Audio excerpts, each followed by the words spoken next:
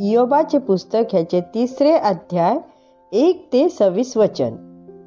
नंतर इयोबाने आपले तोंड उघडले आणि आपल्या जन्मदिवसाला शाप दिला. इयोब आपल्या जन्मदिवसाला शाप देतो.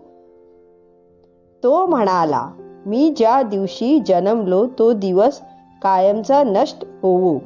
ज्या रात्री तो मुलगा आहे असे म्हटले गेले ती रात्र कधीच आली नसती तर बरे झाले असते असे मला वाटते. तो दिवस काळाकुट्ट झाला असता, देवाला त्याचे विस्मरण झाले असते. त्या दिवशी उजेड पडला नसता तर फार बरे झाले असते. तो दिवस मृत्यूसारखा काळा होवो. ढगही त्या दिवशी लपले असते आणि काळ्या ढगांनी प्रकाशाला घाबरविले असते तर बरे झाले असते असे मला वाटते. अंधाराने त्या रात्रीला ठेवून घ्यावे. दिनदर्शिकेतून ती रात्र नष्ट होवो. तिचा अंतर्भाव कुठल्याही महिन्यात होऊ नये. त्या रात्रीतून काहीही निर्माण होऊ नये. आनंददायी आवाज त्या रात्री ऐकू न येवोत. जादूगराने शापवाणी उच्चारावी आणि माझ्या जन्मदिवसाला शापावे.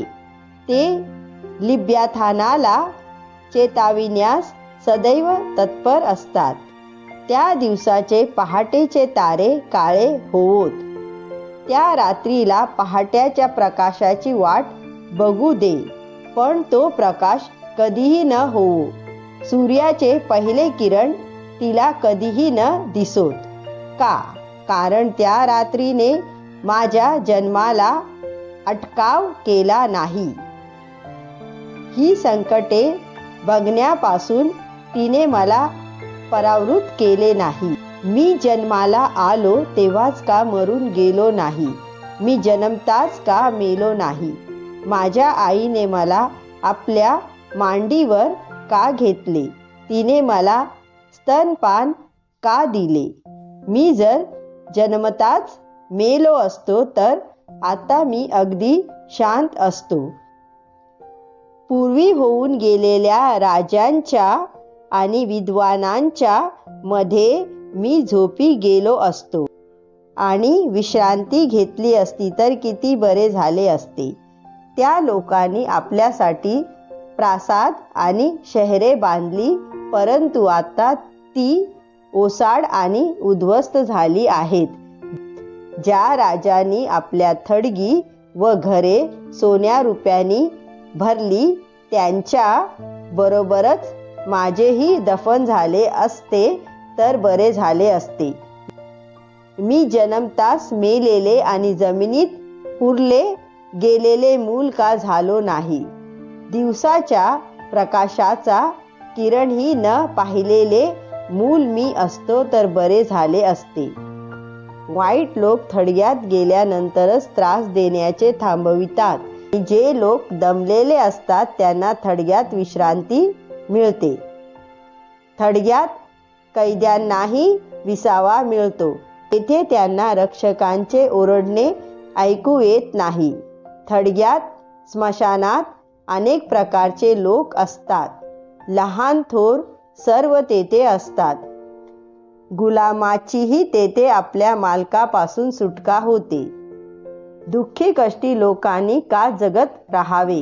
ज्यांचा आत्मा कडू आहे अशाला जीवन का द्यायचे? ज्याला मरायचे आहे त्याला मरण येत नाही. दुःखी माणूस गुप्त खजिन्यापेक्षा मृत्यूच्या शोधात असतो.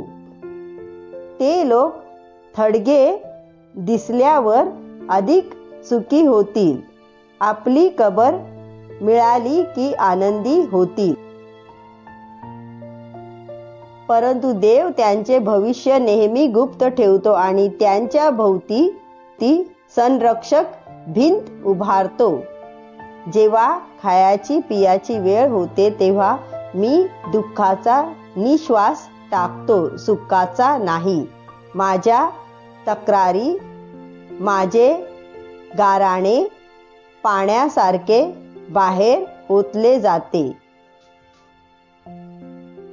काहीतरी भयानक घडणार असल्याची मला सतत धास्ती वाटत होती आणि तेच घडले. जे भयानक घडणार आहे अशी भीती वाटत होती तेच माझ्या बाबतीत घडले. मी शांत होऊ शकत नाही. मी स्वस्थ राहू शकत नाही.